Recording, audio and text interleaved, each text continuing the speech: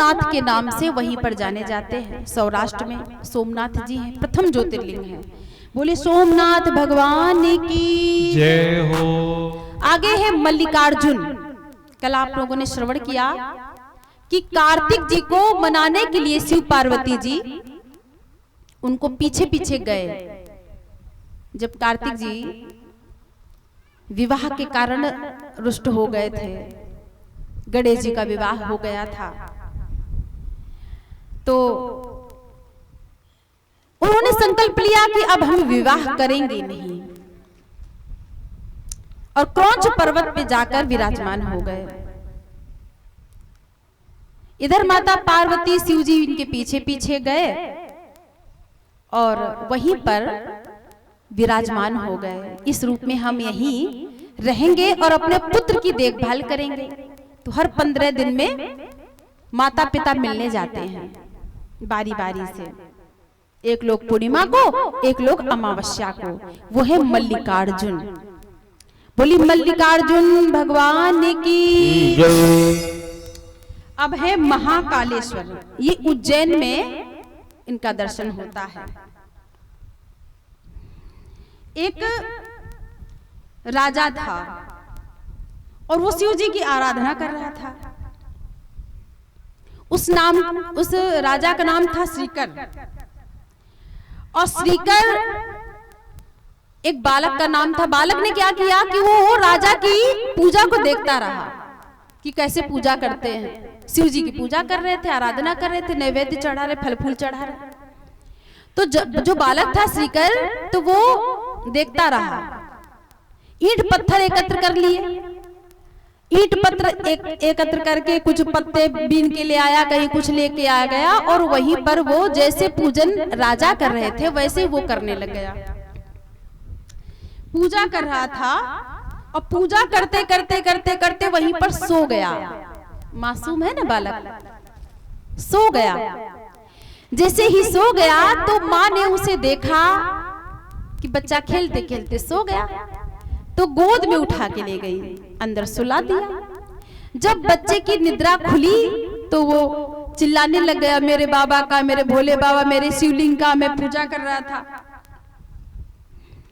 और इतनी विकलता से रोने लग गया, बाबा की याद करने लग गया कि शिव जी वहीं पर प्रकट हो गए। बोलो हर हर महादेव। तो फिर शिव जी वहां प्रकट हो गए, दर्शन दिया, और शिव जी के जाने के बाद में हनुमान जी का दर्शन हुआ उस बालक को। मैया को आशीर्वाद दिया, उस बालक को आशीर्वाद दिया और कहा, देवी ये जो बालक है ना बड़ा प्रतापी होगा, और इसके 8वीं पीढ़ी में नंद नाम के गोप होंगे, जिनके यहाँ स्वयं नारायण पुत्र बन के खेलेंगे आके इनके आंगन में। तो वही नंद बाबा है। नंद बाबा के यहाँ भगवान कृष्ण बालक रूप में खेले हैं। ये है महाकालेश्वर। बोली महाकालेश्वर ज्योतिर्लिंग की जय हो। तो आगे चौथे है शिवलिंग ओमकारेश्वर। 12 ज्योतिर्लिंगों के नाम है ओमकारेश्वर। 5वें है वैद्यनाथ। वैद्यनाथ एक बार कैलाश पर गया रावण और कहा, बाबा आपको मेरे साथ लंका चलना पड़ेगा। बाबा ने कहा तो संभव नहीं है, शिवलिंग दे दिया, इसे लेके जाओ, इसी रूप में चलते हैं। रावण ले लिया और चल दिया। बाबा ने कहा ठीक है, तुम मुझे इस शिवलिंग के रूप में ले जा रहे हो, मेरी एक शर्त है, जहां भी तुमने मुझे जमीन पे रख दिया वहां से मैं उठूंगा नहीं। रावण ने कहा ठीक है। अरे मेरी बड़ी बड़ी भुजाएं हैं, रावण हूं रावण, आपको ले चलूंगा। और महाराज उसने शिवलिंग उठाया। जैसे ही शिवलिंग उठाया जाने लग गया लेकर, तो भगवान ही बालक के रूप में सामने दिखे और रावण को बड़ी जोर की लघुशंका लग गई। जैसे उसे लघु शंका लगी, सोचता है थोड़ी देर के लिए कोई पकड़ ले शिवलिंग तो मैं लघु शंका कर लूं, और लघु शंका करके फिर थोड़ा आचमन करके और कुल्ला करके हाथ पर धुल के फिर शिवलिंग को लेके जाऊंगा। और महाराज लघु शंका एक देखा बालक को, बुलाया, एक ग्वारिया के रूप में बालक भगवान आ गए। देखो बालक, ये शिवलिंग है, इनको तो थोड़ी देर के लिए सिर्फ पकड़ के रखो, मैं अभी आता हूं, जमीन पे मत रखना। जी बिल्कुल, देखो जल्दी आ जाना, मैं ज्यादा समय तक नहीं रख पाऊंगा, मेरी गैया दूर चली जाएंगी चढ़ते चढ़ते। रावण ने दे दिया, लघु शंका के लिए गया तो महाराज लघु शंका उसकी बंदी नहीं हो रही, बहुत देर तक लघु शंका ही करता रहा। आखिरकार उस बालक ने 2-3 बार तो बोला जल्दी आओ, रावण ने कहा बस 2 मिनट रुक जाओ।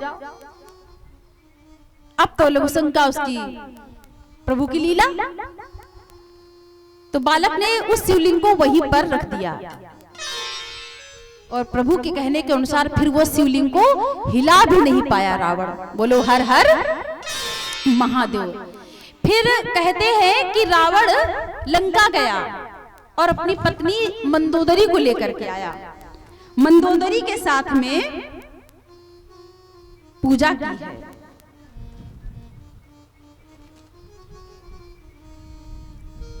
मंदोदरी के साथ में मिलकर पूजा की रावण ने, और वहीं पर स्थापना कर दी।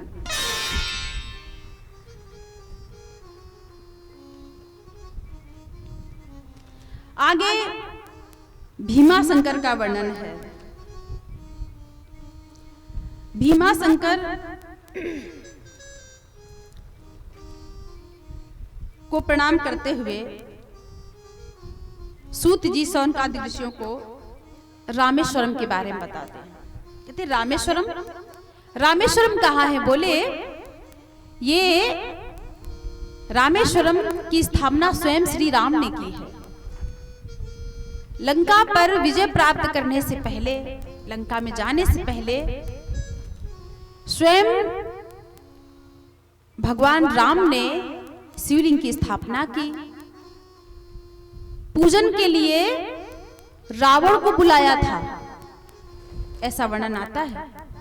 रावण को बुलाया था, रावण ब्राह्मण है, मन में सोचता है जब राम जैसा यजमान मिले तो मुझे आचार्य बनने में क्या समस्या है।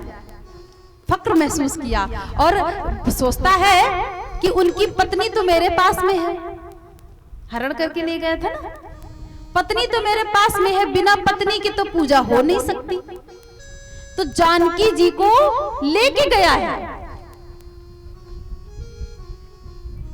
जानकी जी को रथ में बिठा के सम्मान लेके गया और कह दिया माता मैं आपको ले जा रहा हूं सिर्फ पूजा के लिए, वापस लेके आऊंगा आपको, और आपके पति को मेरी लंका में आना होगा, तब लेके जाएं आपको। जानकी जी को लेके आया और पूजन करवाया। जब राम जी ने कहा रावण तुम मांगो, तुम्हें क्या चाहिए? देखो राम का स्वभाव कैसा है। मेरे राम को जो शत्रु है ना, शत्रु वो भी इनकी प्रशंसा करते हैं, शत्रुओं से भी कभी ऊंची आवाज में बात नहीं करते। राम रावण जब युद्ध हुआ तो रावण जब थक जाता है तो राघव कहते हैं हे दशानन रावण, आज आप थक चुके हैं, आज आप विश्राम करिए। कल इसी युद्ध मैदान में दशरथ नंदन श्री राम आपकी यहीं पर प्रतीक्षा करेंगे। इतना मधुर बोलते हैं कि इनके शत्रु भी इनके ऊपर मोहित हो जाते हैं। बोलो हर हर महादेव। ऐसा स्वभाव है मेरे राघव का, मेरे राम का, शत्रुओं से भी कभी ऊंची आवाज में बात नहीं करते। आगे स्थापना की, वरदान मांगने के लिए कहा, मांगो रावण तुम्हें क्या चाहिए? तुम आचार्य हो मेरे, मैं यजमान हूं, मांगो, तुम्हें क्या चाहिए? रावण ने कहा, मांगू तुमसे क्या, मांगने के लिए देना पड़ेगा, और तुम्हारे तो ऐसे वस्त्र हैं जिनमें जेब ही नहीं है, दोगे क्या? जेब ही नहीं है तो होगा क्या तुम्हारे पास में? देना है तो एक ही वरदान दे दो, राघव, तुम मेरी लंका में आना और मेरे पूरे कुल का उद्धार करना। फिर भी कुछ देना चाहते हो तो एक ही वरदान दे दो कि जब आप विजय होने का आशीर्वाद दिया रावण ने, तुम्हारी विजय हो। हाँ, अपने यजमान को आशीर्वाद दिया, तुम्हारी विजय हो राम। बस इतना कर देना कि जब मेरे प्राण निकले ना, तो सिर्फ तुम्हारा नाम आ जाए मेरी जबान पर, तुम्हारा नाम आ जाए राम। राम ने भी कह दिया, ठीक है रावण, तुम्हारी इच्छा को मैं पूर्ण करूंगा, तुम्हारे कुल समेत मैं तुमको अपने साकेत में वास दूंगा, सबको तार दूंगा। ऐसा स्वभाव है मेरे राम का, मेरे राघव का। बड़ी सुंदर कथाएं मेरी राम की, मेरे राघव की। करुणा भरा हृदय करे, देते सबको आराम। बिना संगीत के गाएंगे। देखो बारिश होगी नहीं, हाँ मेरे प्रभु की कथा है ना, और मेरा गोविंद बैठा है, चिंता मत करना तुम लोग।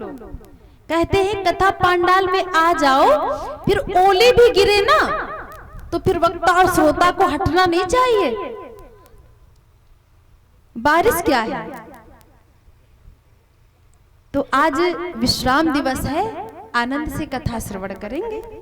चिंता मत करना, गोविंद की शरण में हो, सब शिव जी की शरण में हो। फिर पता नहीं कब अवसर मिले, मिले न मिले, है ना। तो आज विश्राम दिवस की रात्रि है, विश्राम दिवस की कथा है।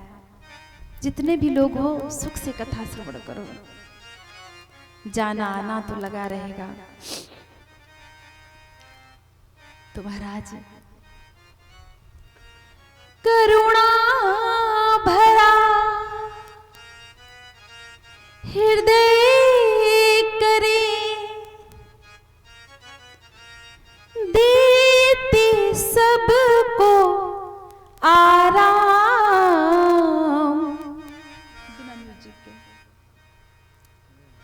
ऐसे है मेरे राम,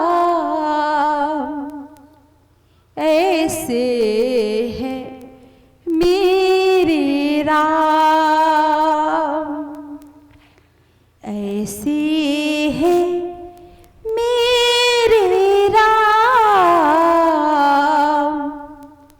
ऐसे है मेरे राम। करुणा का हृदय है उनका, सबको आराम देते हैं। जो कोई भी मेरे राम का दर्शन कर लेता है, कितनी भी टेंशन में हो, आनंद से भर जाता है। ऐसा हृदय है उनका, ऐसा स्वरूप है उनका। स्वभाव से देखो स्वभाव कैसा है मेरे राघव का, कैसा स्वभाव है, कैसा स्वभाव है। माता पिता ने सूचना दी, पिता ने कह दिया राघव तुम्हारा राज्याभिषेक होना है कल। गुरुदेव ने ब्रह्मचर्य रहने का आदेश दे दिया। सारी तैयारी हो गई, कि कल राम राजा बनाए जाएंगे, तो भी कोई प्रसन्नता नहीं है। और प्रातः काल 14 वर्ष राम वनवासी, प्रातः काल 14 वर्षों का वनवास मिल गया।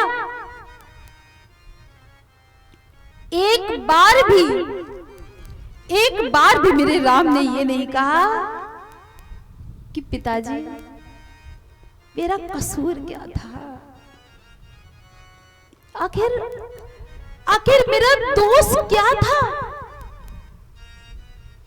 मेरी गलती तो बता दो, किस कारण मुझे 14 वर्ष का वनवास मिल रहा है। जो माता कैकेयी अपने पुत्र भरत से अधिक राम को प्रेम करती थी, उस माता कैकेयी ने राम के लिए 14 वर्ष का वनवास। एक बार भी राम ने प्रश्न नहीं किया, एक बार भी। दशरथ महाराज को सिर्फ इसी बात की चिंता थी, इसी बात का उनको दुख था कि मेरे राम ने एक बार भी नहीं पूछा कि मेरा दोष क्या है, आखिर मेरा दोष क्या है, क्यों मुझे 14 वर्ष का वनवास मिला, क्यों?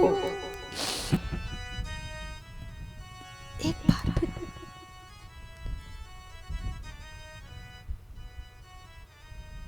मिलने वाला था अयोध्या का मुकुट, राज सिंहासन, और मिल गए वलकल वस्त्र।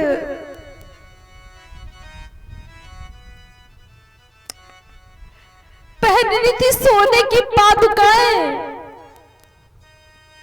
और मिल गए वन के कंकड़।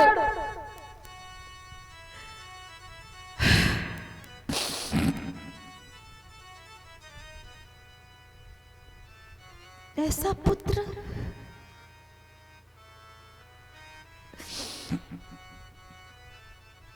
राम जैसा पुत्र कभी नहीं हो सकता, कोई नहीं।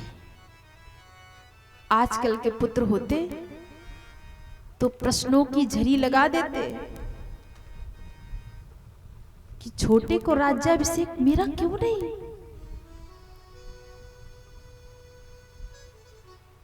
एक बार भी प्रश्न नहीं किया, ऐसा स्वभाव है। शत्रु भी प्रशंसा करते हैं राम की,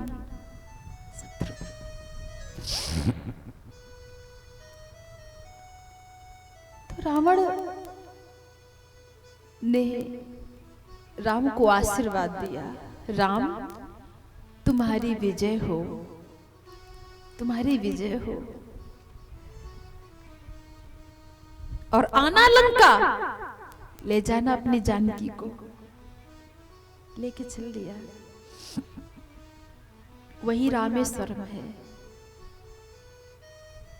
राम जी ने स्थापना की। बोली रामेश्वर महाशिवलिंग की जय।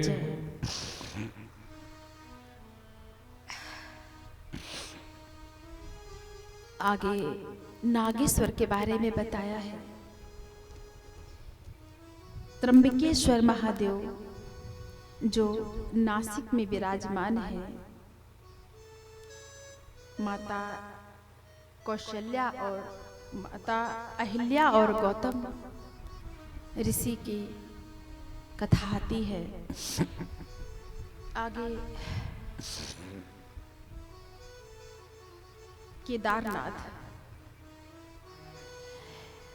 केदारनाथ क्षेत्र में नारायण ने आराधना की है शिव जी की, भगवान ने तपस्या की है और फिर शिव प्रकट होकर उन्हें वरदान दिए, मांगो क्या चाहिए।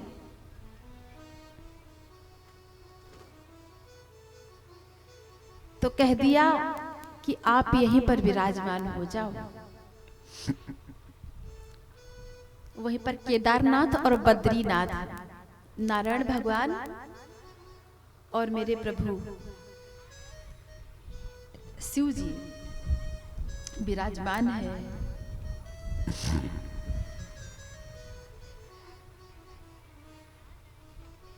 वही केदारनाथ जी है। बोले केदारनाथ शिवलिंग की जय। जय। घुसमेश्वर, घुसमेश्वर की कथा सुनाई है।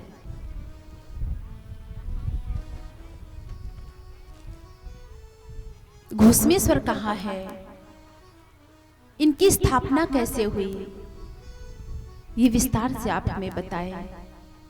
शौनकादिक ऋषियों ने कहा और फिर सूत जी ने कहा, देखो एक सुदेहा नाम की ब्राह्मणी थी। एक ब्राह्मण से विवाह हुआ सुदेहा का। दोनों प्रेम से रहते थे, शिव भक्त थे, लेकिन इसके कोई संतान नहीं थी। चिंता में रहती थी। ब्राह्मण को चिंता नहीं थी। सुदेहा, अब पड़ोसियों ने कुछ कह दिया होगा कि तुम्हारे संतान नहीं है, अपशकुन है तुम्हारे यहाँ, कुछ भी, तो उसको बड़ा दुख हुआ। अपने पति से बोली, मेरे कोई संतान नहीं है और ना तुम ना दूसरा विवाह कर लो। तो ब्राह्मण ने कहा, देवी कोई बात नहीं, मुझे कोई इस बात की चिंता नहीं है, संतान नहीं है, कोई बात नहीं, दोनों भजन करेंगे। लेकिन सुदेहा पीछे पड़ गई, नहीं विवाह तो करना पड़ेगा, तुम ऐसा करो मेरी छोटी बहन से विवाह कर लो, घुसमा से विवाह कर लो। और पीछे पड़ के जबरदस्ती ब्राह्मण करना नहीं चाहते थे, पत्नी की हट कर लिया विवाह। घुसमा से विवाह हो गया और घुसमा भी शिव जी की परम भक्ता थी। शिव जी की परम भक्ता थी। पार्थिव शिवलिंग की पूजा रोज करती थी वो। मैया थोड़ा ध्यान दो, थोड़ी देर की कथा है, ये 12 ज्योतिर्लिंगों की कथा है। इनका स्मरण मात्र से कल्याण होता है। आप लोगों का सौभाग्य है। देखो, जिस यज्ञ में बारिश हो जाए ना, वो यज्ञ सफल हो जाता है। शिव जी की आज खूब कृपा है, कृपा बरस रही है। बारिश भी हुई और कथा के समय बड़ा सुंदर वातावरण हो गया। बारिश नहीं हो रही है और कितना दिव्य वातावरण है, न गर्मी है और न बारिश है। आनंद से बैठे। इतना सुख कहाँ मिलेगा। कल हम ट्रैवल कर रहे होंगे, इतने समय ट्रेन में होंगे, हाँ, आप लोग अपने घर में होंगे, याद कर रहे होंगे कि कल हम इतने समय कथा सुन रहे थे, है ना। कहते ना, आदमी मुसाफिर है, आता है जा